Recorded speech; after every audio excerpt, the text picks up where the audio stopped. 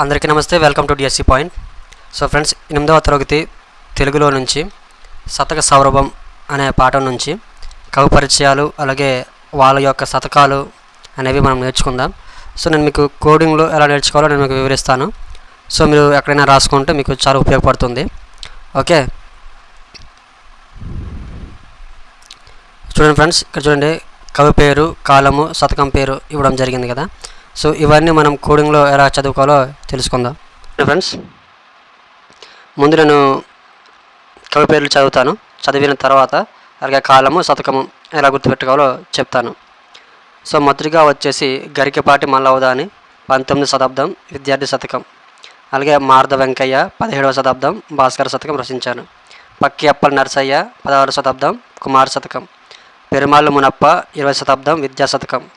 కంచర్ల గోపన్న 17వ శతాబ్దం దాశరథి శతకం. మాచిరాజు శివరామరాజు 20వ శతాబ్దం మనుల మూట శతకం. అలాగే బమ్మరి పోతనామాత్యుడు 15వ శతాబ్దం నారాయణ శతకం. అలాగే గుండ్లపల్లి నరసమ్మ 20వ శతాబ్దం వరదరాజ శతకం. నెక్స్ట్ కొండూరి వీరరాఘవాచార్యులు 20వ శతాబ్దం మిత్రశాస్త్రి శతకం. సో ఇవైతే కవి పేర్లు, కాలాలు, శతకం పేర్లు. సో వీటిని మనం కోడింగ్లో నేర్చుకుందాం. గరికపాటి మల్లవదాని 19వ శతాబ్దం విద్యార్థి శతకం. సో ఇక్కడ కోడ్ ఏంటంటే గరిక మీద విద్యార్థి 19 సంవత్సరాలు వచ్చినా సరే నేర్చుకుంటూనే ఉన్నాడు. ఓకే, అర్థమైంది అనుకుంటున్నాను. గరిక మీద ఒక విద్యార్థి 19 సంవత్సరాల వయసులో కూడా గరిక మీదే నేర్చుకున్నాడు అనేది కోడ్. ఆ విధంగా గుర్తుపెట్టుకోండి. ఓకే, ఒక విద్యార్థి 19వ శతాబ్దం వరకు గరిక మీద నేర్చుకున్నాడు. విద్యార్థి దేంట్లో నేర్చుకున్నాడు అంటే గరిక మీద నేర్చుకున్నాడు. ఎన్ని సంవత్సరాల వయసు వచ్చాయంటే 19వ శతాబ్దం వరకు. ఓకే, నెక్స్ట్ మారద వెంకయ్య 17వ శతాబ్దం భాస్కర శతకం. చూడండి, మారద భాస్కర, మారవ భాస్కర, నువ్వు ఇంకా మారవ భాస్కర అనేది కోడ్. ఓకే, మారద భాస్కర, మారద అనే మారవ అని చదివితే భాస్కర, నువ్వు మారవ భాస్కర. ఓకే, మారద వెంకయ్య భాస్కర శతకం. సో ఈయన వచ్చేసి 17వ శతాబ్దానికి చెందినవాడు. సో ఇది ఎలా గుర్తుపెట్టుకోవాలంటే చూడండి, ఇక్కడ చూడండి, ఇక్కడ మారద అనేది 3 లెటర్స్ ఉన్నాయి. ఇక్కడ వెంకయ్య అనేది 4 లెటర్స్ 7 లెటర్స్ ఉన్నాయి. మొత్తం కలిపితే ఎంత? 7. ఓకే, ఇక్కడ 17.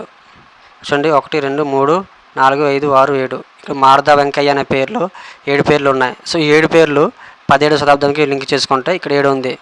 ఓకే, ఆ విధంగా గుర్తుపెట్టుకోవాలి. అలాగే నెక్స్ట్ పక్కి అప్పల్ నరసయ్య 16వ శతాబ్దం కుమార శతకం. సో ఈయన కూడా కుమారి శతకం అనేది రచించడం జరిగింది. కుమార శతకం అనేది.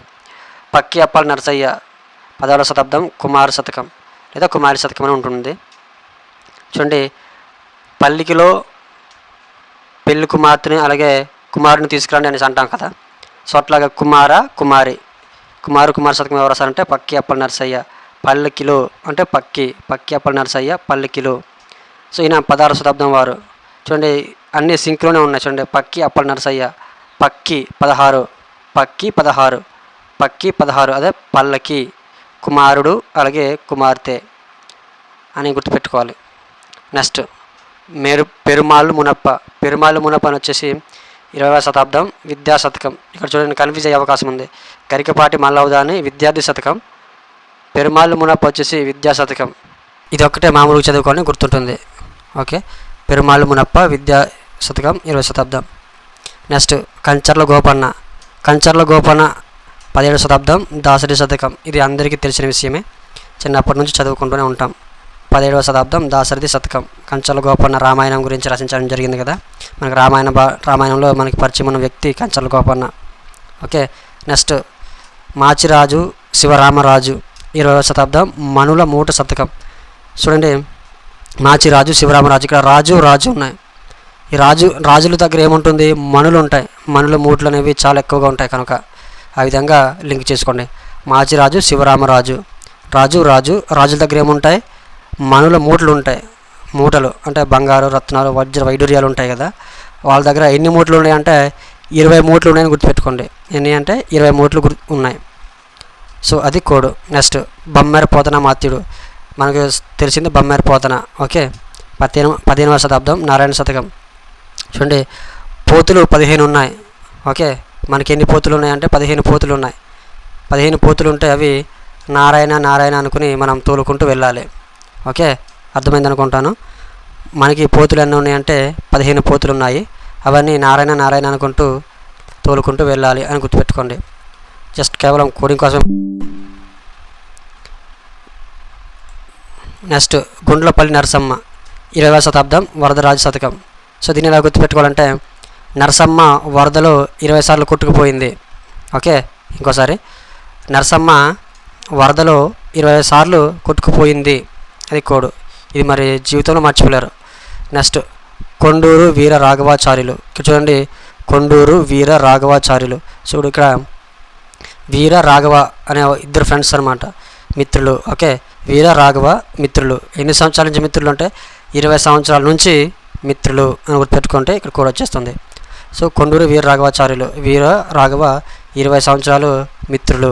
20 అంటే 20వ శతాబ్దం, మిత్రశాస్త్రి అంటే మిత్రులు అనగా మిత్రశాస్త్రి శతకం. సో ఇది కోడింగ్ అనమాట. సో ఓకే ఫ్రెండ్స్, ఈ వీడియో మీకు అర్థమైంది అనుకుంటున్నాను. ఒకవేళ అర్థం అవ్వకపోతే మళ్ళీ చూడండి. ఖచ్చితంగా నేను చెప్పిన కోడింగ్ అయితే మీరు ఎక్కడో రాసుకోండి. నేను ఇక్కడ కోడింగ్లో నేను రాయలేదు, ఆ పీడిఎఫ్ అనేది మిస్ అయింది. సో ఓకే, నెక్స్ట్ వీడియోలో నుంచి కోడింగ్స్ పక్కన రాసి వివరిస్తూ నేను మీకు చెప్పడం జరుగుతుంది. సో ఫ్రెండ్స్, మన ఛానల్ని ఫస్ట్ టైం విజిట్ చేస్తుంటే ఎవరైనా ఖచ్చితంగా మన ఛానల్ని సబ్స్క్రైబ్ చేసుకోండి. ఇలాంటి మంచి మంచి వీడియోస్, అలాగే కోడింగ్తో కూడిన వీడియోలు మీకు నేను అప్లోడ్ చేస్తాను. సో ఖచ్చితంగా మీకు టెట్ కానీ డిఎస్సి కానీ ఇంకా ఎవరైనా స్కూల్ పిల్లలు, వాళ్ళనే కాదు స్కూల్లో నేర్చుకునే పిల్లలకి అలాగే కాలేజీలో నేర్చుకునే పిల్లలకి కూడా ఇవి అవసరం ఉంటుంది. ఇవి ఖచ్చితంగా మన జీవితంలో ఉపయోగపడతాయి. ఎక్కడో ఒక చోటు ఇవన్నీ మనకి తగులుతూనే ఉంటాయి ఇవి కాంపిటేటివ్ ఎగ్జామ్స్లోను. సో ఓకే ఫ్రెండ్స్, మళ్ళీ వీడియోలో మళ్ళీ కలుద్దాం. అంతవరకు సెలవు అండ్ థ్యాంక్ యూ.